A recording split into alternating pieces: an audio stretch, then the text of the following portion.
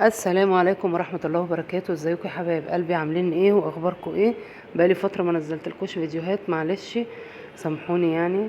متنسوش يا جماعة لايك وشير واشتراك في القناة، بجد عايزة اجمع ال1000 مشترك علشان القناة تبتدي تدخل الربح، وربنا يسهل للجميع يا رب، اللهم امين.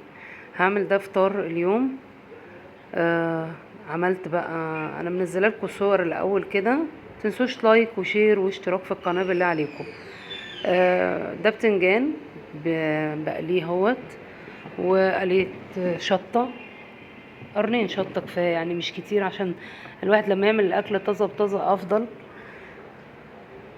هو المفروض ان انا كنت احدقها بالدقة والثوم والكلام ده، بس انا حبيت ان الفطار يكون خفيف ما يبقاش تقيل. آه، تنسوش لايك وشير واشتراك في القناة. شيروا يا جماعة اللايك بتاع القناة، خلوا الناس تدخل تشترك علشان القناة تجمع 1000 مشترك.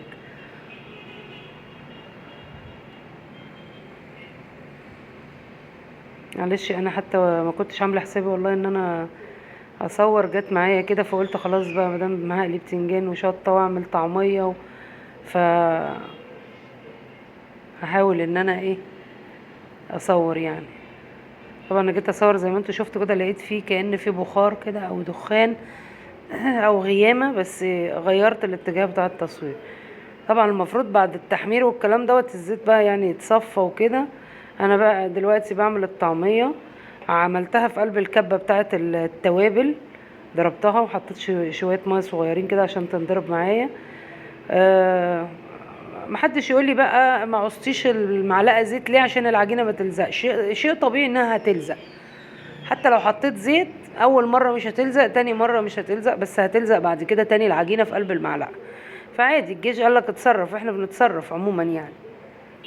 فحتى لو العجينه بتلزق فهي مش مضايقاني في حاجه عموما. وانا بقلي انا مش ما عوزتش ايدي ولا حاجه، هي المعلقه اللي بتعامل بيها. اللي عايزه تتعامل بايديها مفيش مشكله. واظن انا مش عارفه انا اتعاملت مع الطعميه قبل كده بايدي قدامكم ولا لا، بتهيألي انا عملت طعميه قدامكم بايديا قبل كده. برضه هصورها وابقى اعملها لكم واوريها لكم انا بعملها ازاي. مادام الواحده بتبقى بتعمل الاكل في البيت بايديها، اكيد يعني بتبقى غاسله ايديها كويس جدا واخده بالها من حاجه زي دي. طبعا بصوا بقى انا بقلب الطعميه. آه عايزه اقول لكم ان انا حطيت عليها معلقه كربونات وكانت مخلياها هشه وناشفه وجميله قوي. الاضاءه عندي مش حلوه، مخليه الطعميه مش كانها متحمره قوي. بس الاضاءه والله مش الطعميه كان طعمها جميل قوي ومقرمشه وحلوه. لسه يا جماعه برضو لسه يعني ما عملتوش لايك، اعملوا لايك وانتوا بتتفرجوا على الفيديو.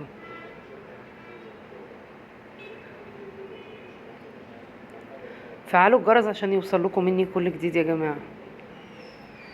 انا عملت الطعميه، وادي فول بقى اهوت، حطيت عليه طبعا ليمون وفلفل وملح وكمون، والكمون طبعا مهم. وحطيت عليه طحينه. هزوده بقى شويه ميه من الغلاي، ميه مغليه، ميه سخنه، عشان الفول كان تقيل.